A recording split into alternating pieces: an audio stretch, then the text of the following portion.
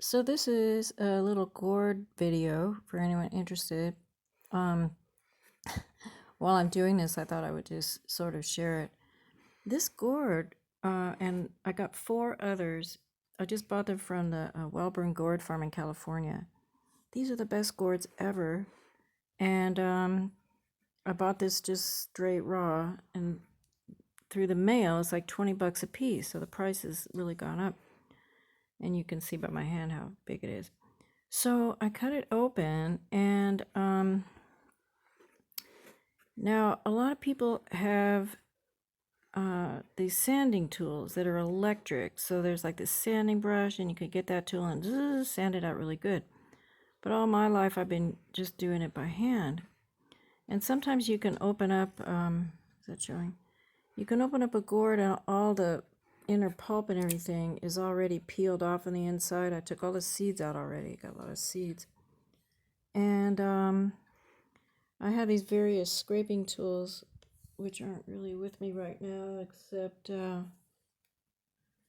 use different grades of sandpaper, different grades of sandpaper, and various types of files. And then the tool that I use, I don't have it in here, but it's a bracket.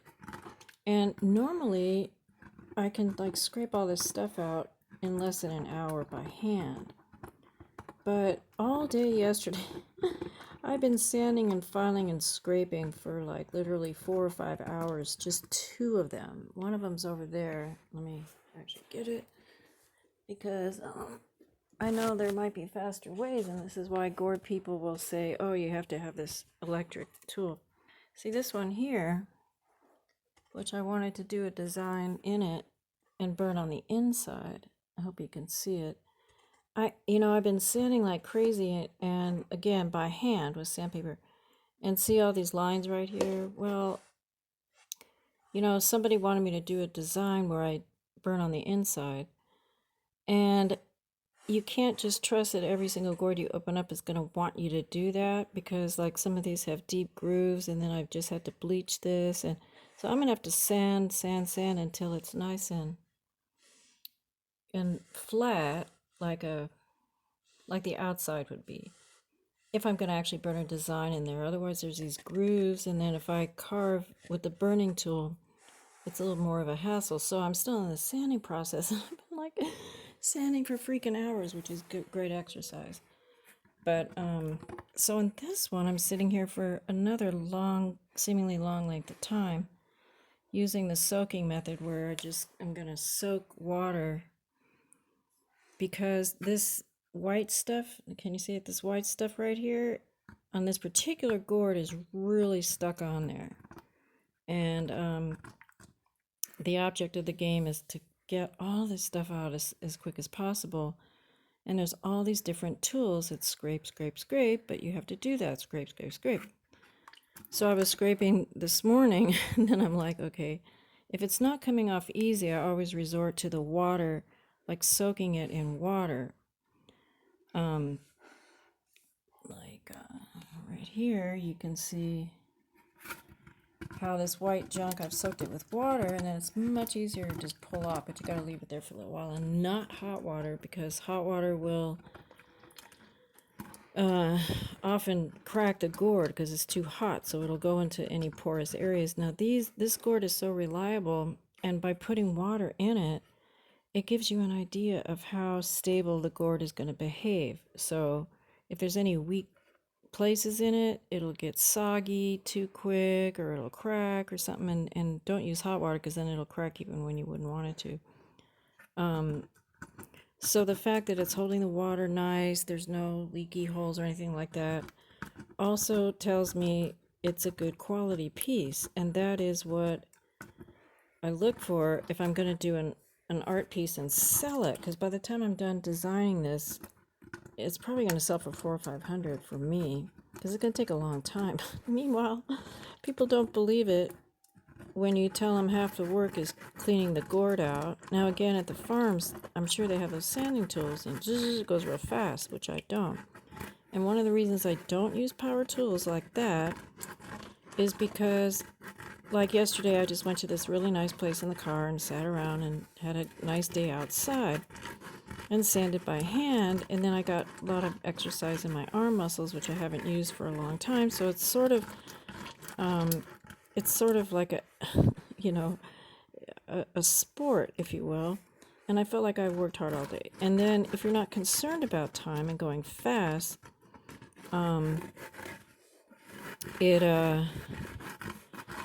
it's fun to do, you know, and you're not making all this noise, and then you don't have to have electricity. Like I used to go to the beach a lot and just hang out. And a lot of times when I'm doing this, what I'm doing right here, I guess you can see it, I can just close my eyes and do it and almost take a nap because it gets rather hypnotic. See, now right now, this is my fingernails doing this. So if you have fancy fingernails, you won't do it this way. But I use my fingernails and do it, and see how, let's see, you know, the water's letting it come off. But when I looked at it this morning, I'm like, oh man, here we go. And all my scraping tools, this papery stuff was so attached to the inside that it just wouldn't budge. I'm like, okay.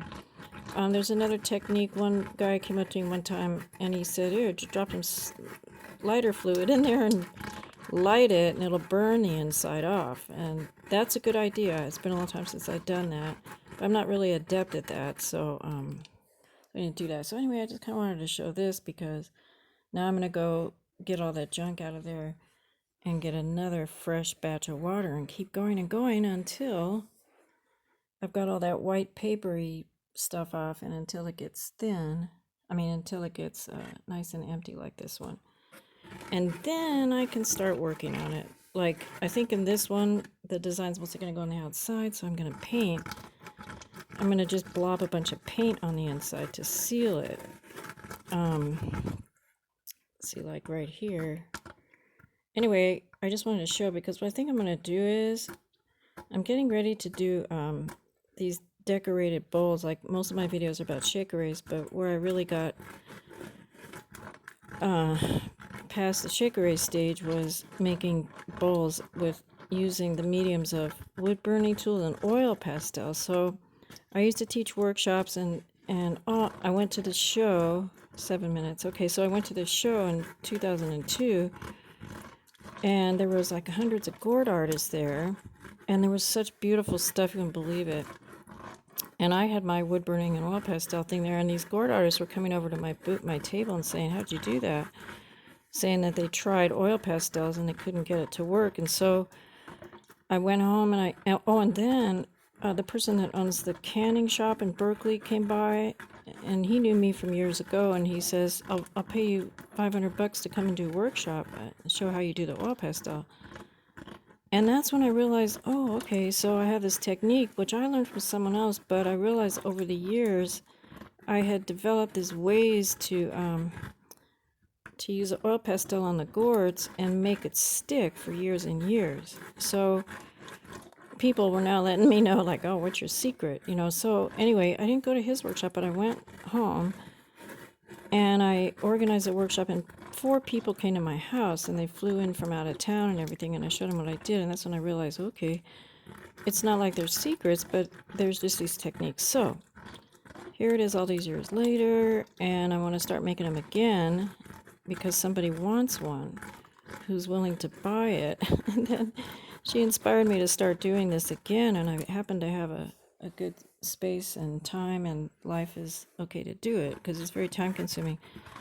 And so I'm planning to make videos all the way through the process of applying the oil pastels, because, you know, a part of me is like, well, they just have to come in person and do workshops, because I'm planning on also starting to do workshops. But before that, I thought, no, just put it on YouTube, because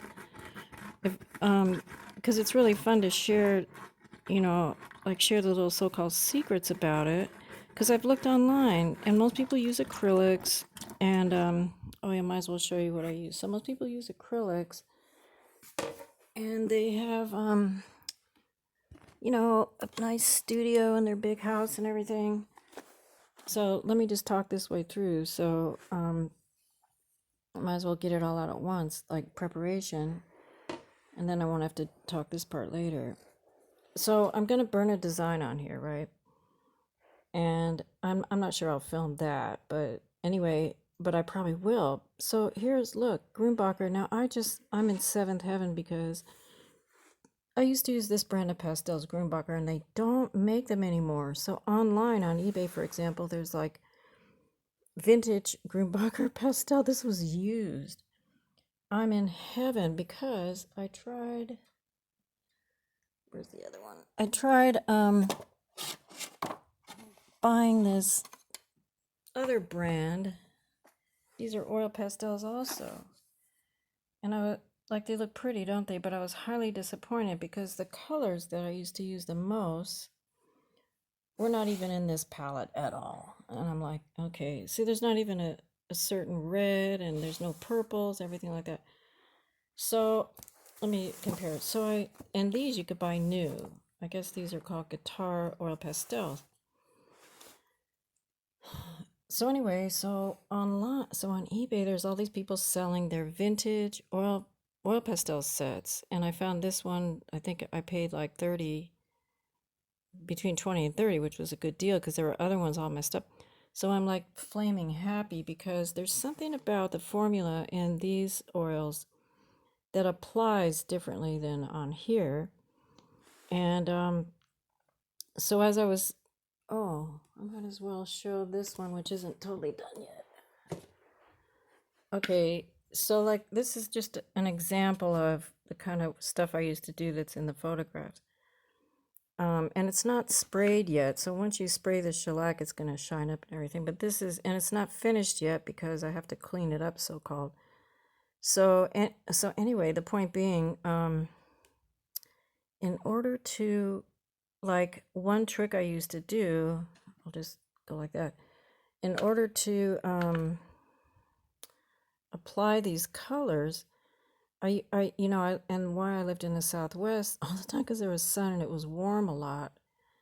And if you get these at a certain temperature, the oils get softer and they're easier to apply. But I'm going to do all that detailed talking later on. So anyway, this I made out of a random gourd that wasn't an ideal one, and it was really dark. So this isn't like a plus piece. It's just something that I had random. And then that's when I went and bought these guys to make the ones like I used to make. So I guess I'm trying to go into the I used to do it sort of thing. So anyway, and this one's going to be really big. And so in later videos, where am I at now? 12 minutes. So later videos, I'm going to just show all the details that you wouldn't think were that important. Like, you know how you learn something and then you're by yourself for years and years doing it, and then you try all these different things, and you don't think much of it until someone else asks how you did it, and that they tried it and they couldn't get it done. And then I'm realizing, oh man, so those are little tips. So anyway, I'm going to do all that later. But anyway, I thought I'd show this and start this series of just to get the point across that you don't always just go buy a gourd, cut it open, get the stuff out, and it's good. You have to work these things to get them totally clean on the inside. Without power tools is where I'm at. Without power tools, because I'm going back, I'm staying primitive. And the main reason is because, okay, yesterday I went outside and I'm scraping tools. Well, there was no wind or breeze to blow the dust away. And man, and I had to wear a scarf and a mask because this dust is really horrible to inhale. And it tastes like junk. And even if you think you're not seeing any and breathing it, it's down your throat. Because when you open these up, there's not only the dust from the dried pulp, but there's like mold, certain mold. So I think this is why you don't have a whole lot of gourd artists on the planet, because some people it's not funny, some people are flaming allergic to this dust. And I know a woman who wrote a book, it was Ginger actually, and she had the story was she had a brain tumor that was coagulated gourd dust and then I knew a lady in New York, I knew of her where she wore a mask and she still got that darn dust in her nose. So normally I work outside where there's a breeze, like right now in this room, there's a fan from the ceiling that pushes everything away from my face, so that's really good. So the toxic, if you want to call it that, dust situation is also something to deal with. So it's not that easy like I thought when I told this friend of mine. She says she wants to buy one. And she goes, how long will it take to make it? I go, well, about a week. And I'm like, freak, it's taken me a day just to sand it. And then I have to, go outside somewhere and do that sanding. Now, if I had a power tool sander, I'd have to wear a mask as well, plug it in and go zzz. And so this is why on the farms, I'm sure Wellburn, because they cleaned this off on the outside for me before they sold it. But, you got a whole workstation outside. That's why it's really hard for me to live inside of a apartment or anything, because you have to have an outside place to work to do this stuff. It's not like, so, anyway, I'm just saying. So that's for that, and that's 15 minutes, and that's good enough. Thank you very much. Bye.